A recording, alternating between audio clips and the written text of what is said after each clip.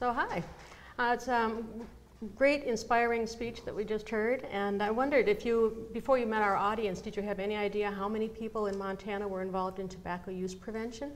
You know, you never really have a true sense of the numbers until you're in the group, so I think it was a delight to see everyone. I've had the opportunity to work with some of the folks from the Montana State University Billings campus that were working on tobacco prevention and smoke cessation. So I saw that connectivity to the campus, but to see all the representation from the different communities and the different individuals, that was heartwarming, very inspiring.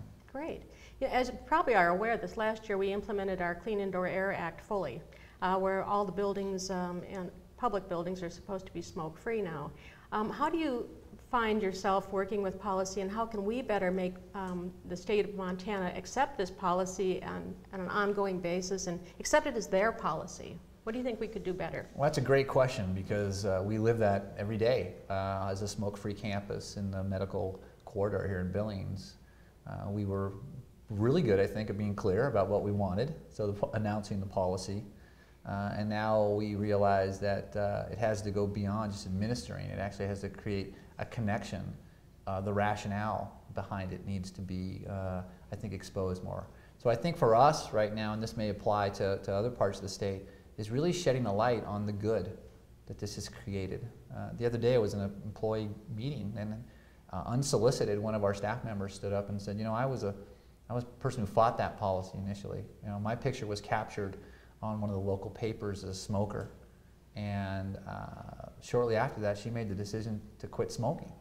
And so here she was 2 or 3 years later, telling her story that I haven't smoked in so much time and I feel better, and we need to do a better job of inviting those stories and having those stories be shared internally, so that it's not about imposing a loss of choice or a freedom, but it's really about serving a higher cause, because the higher cause is a healthier community. Great, great, that's good to hear. What do you personally think you'll do different after meeting with this conference and working on this project with us? What would you do to promote policy and change toward tobacco in your everyday life? Well, this is, again, real time for us, and trying to create the connections that really build in our staff an understanding of the fact that this is not just our campus, that there's a whole community out there, that they meet, that they're working in communities similar and different, larger and smaller than ours, but with the same shared purpose.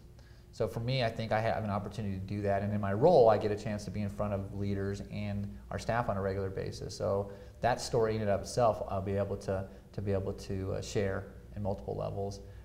I do also think that there are some relationships that I've established, and even the short time I've been here, that I hope that we can continue to build and to be able to share resources and insights that might contribute in a way that ultimately helps us connect and work more as a team across the state. That sounds great. That's very good.